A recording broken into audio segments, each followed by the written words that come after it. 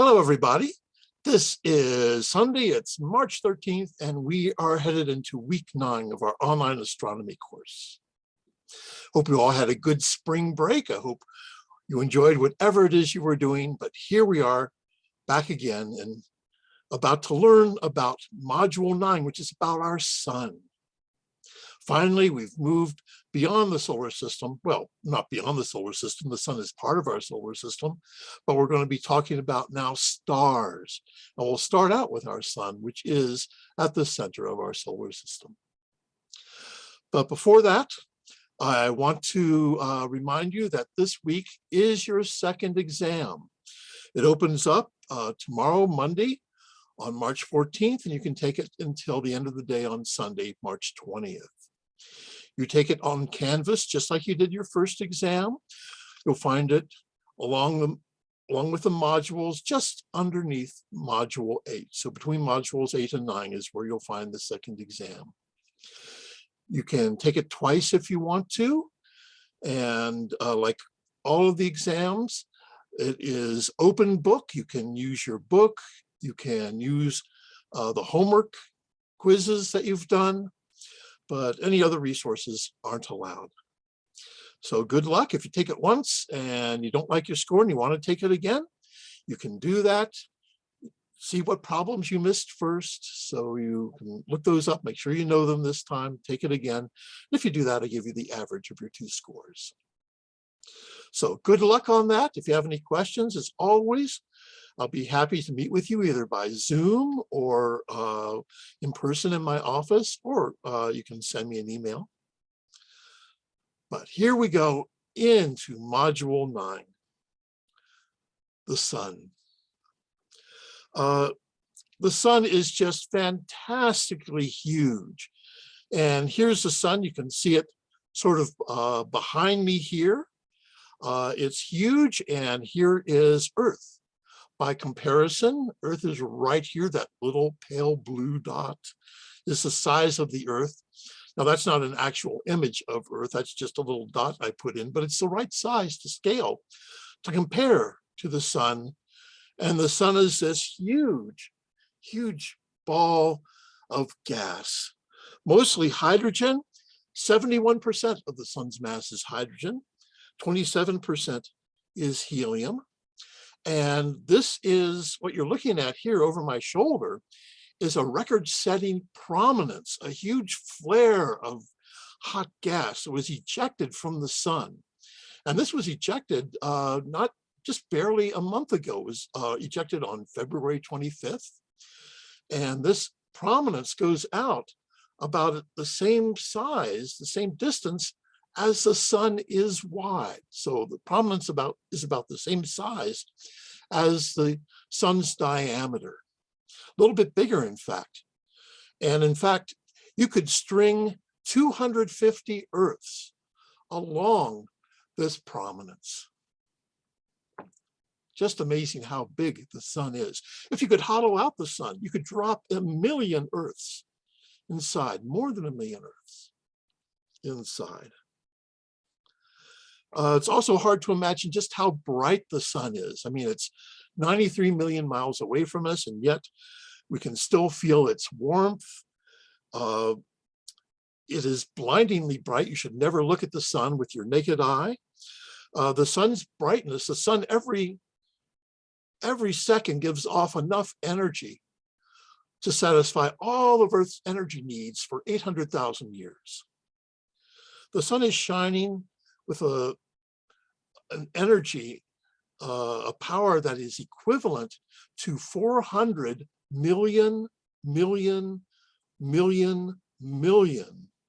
light bulbs. That's 4 with 26 zeros after it. 4 million 100-watt light bulbs is how bright the sun is shining. It's just fantastic.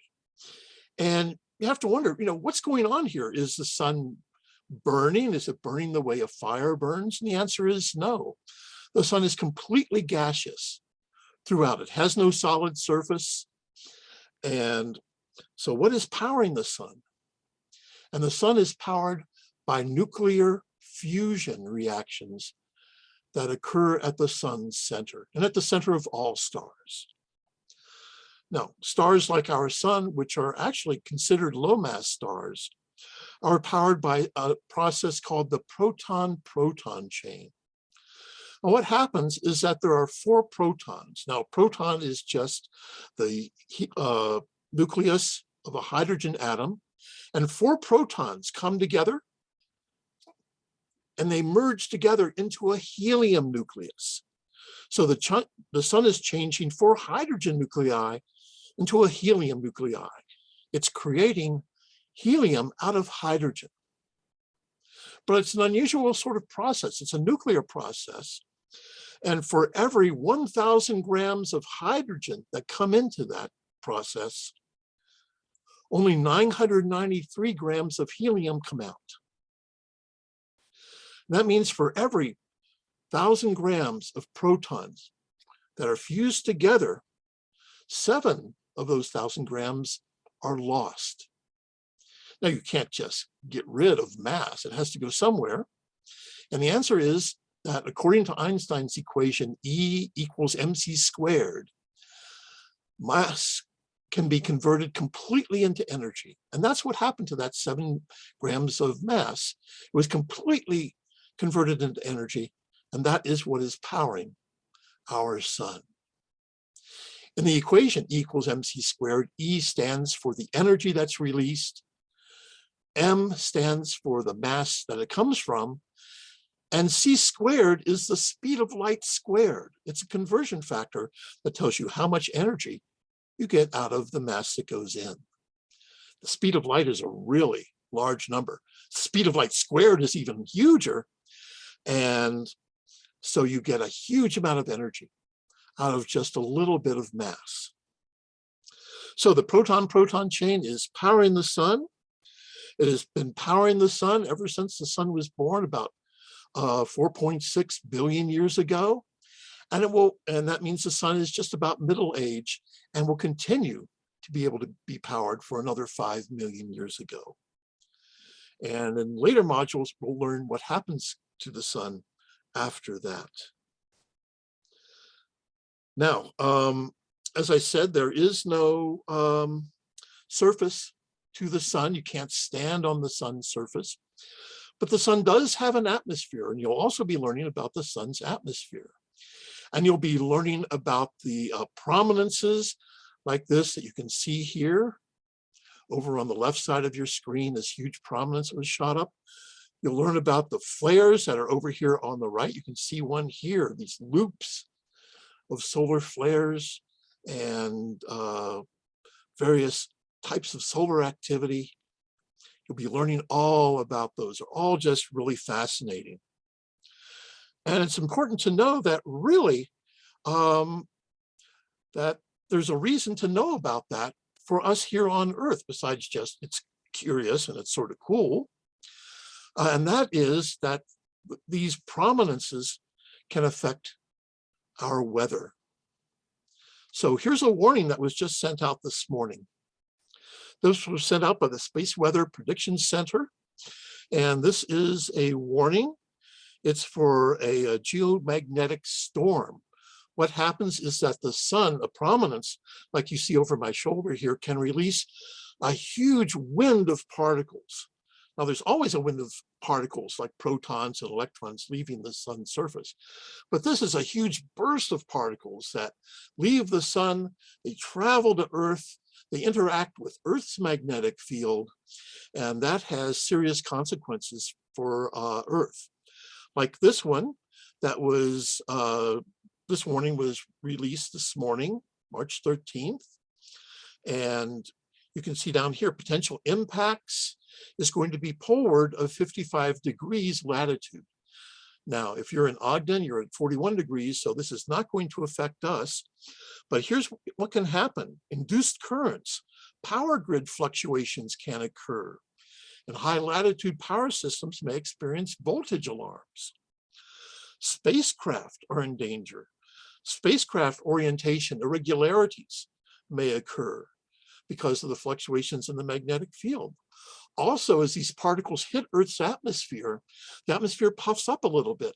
And that means that satellites have to plow through although it's very thin, the atmosphere is just a bit thicker. And so there's increased drag on low Earth orbit satellites. Radio propagation can fade at higher latitudes, and aurora might be seen as low as New York to Wisconsin or Washington states. Now, an aurora happens when the stream of particles from the sun strikes Earth's atmosphere, and it strikes Earth's magnetic field.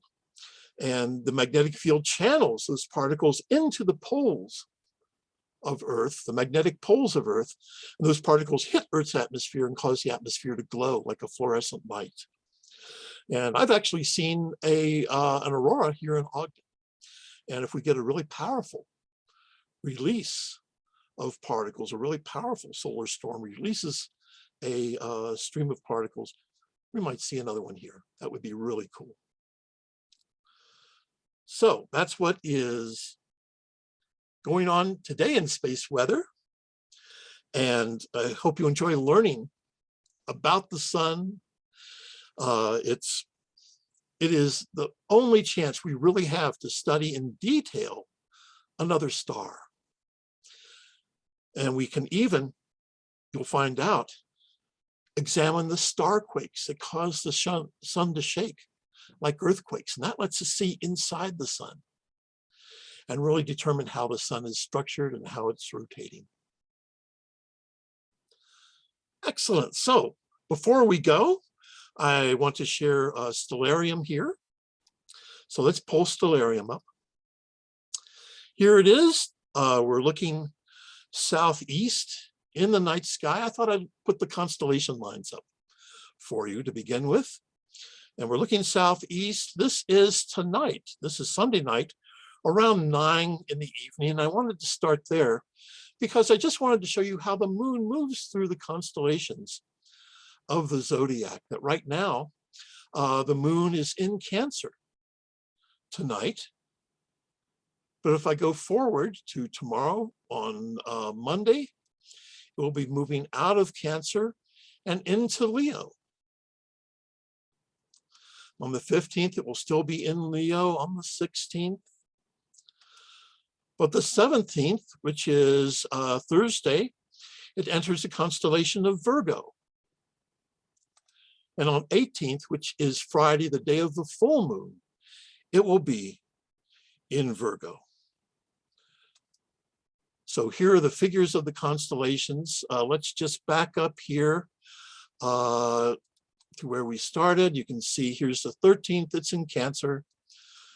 14th enters Leo, 15th still in Leo, 16th still in Leo, 17th enters Virgo, and 18th, the full moon this Friday.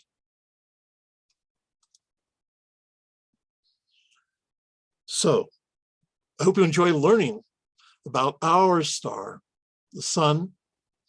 And I hope you do well on the exam. And I will just repeat my offer. I'll be happy to help you out any way I can. So if you have any questions, we can set up a Zoom meeting. You can come to my office. You can send me an email. So have a great week. And I will look forward to seeing you next time. So until then, have a great week. Bye-bye.